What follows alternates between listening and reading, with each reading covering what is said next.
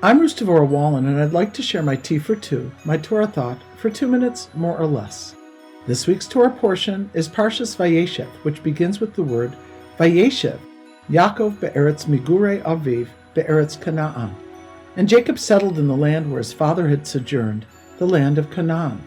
This parsha is jam-packed with drama, action, prophecy, mystery, jealousy causing internecine struggle, tragedy, and more. Jacob's favorite son from his beloved Rachel, who died in childbirth, Yosef, is the center of all the intrigue. The first Lubavitcher Rebbe said we must live with the times. He didn't mean Styles or the New York Times. He meant the revealed divine messages found in the parsha, holidays, or timely occurrences. This week was Yutes, or the 19th of Kislev, which is called the Rosh Hashanah for Hasidus, since the Alter Rebbe mentioned above was freed from prison for the heinous act of teaching Torah and Hasidic philosophy. In his commentaries, as well as found in other places in Hasidus, Kabbalistic metaphors bring deep psycho-spiritual lessons. As you may recall, in the brothers' jealousy of Yosef, they threw him into a pit. That pit that Yosef was thrown into is likened to the mind. The verse says, he was thrown into the pit, v'habor reik, ein bo mayim, and the pit was empty. There was no water in it.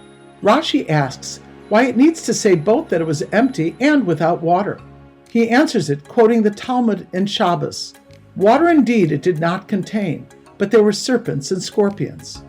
In the desert, in a pit, a person could probably live a few days without water, but with snakes and scorpions, if he gets a bite, he's a goner. If we are to live with the times, what does this lesson teach us? The mind, the pit, is never neutral. It's always running somewhere. It's either running to gratitude and positive thinking and thanking God for the life He's given us, or it's filled with negative, destructive thoughts. Thoughts can be like water or snakes and scorpions. Water represents goodness and kindness, positivity, etc. Snakes and scorpions represent passions and numbness, apathy. Halachically, there's a distinction between snakes and scorpions.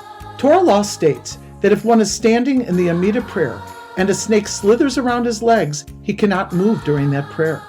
However, if a scorpion is near him, he can move. They both might be just as poisonous, but according to Kabbalah, a scorpion's venom is cold and a snake's venom is hot. Cold venom represents indifference, numbness, flatness, a feeling blasé about things. Metaphorically, this corresponds to one's energy and passions. Strong negative thoughts are like snakes, and apathy, scorpions. Snakes and scorpions are not amphibious creatures. They only live on dry land. Pour in water, they're dead. Put in the water and they'll drown or they'll be forced out of the pit.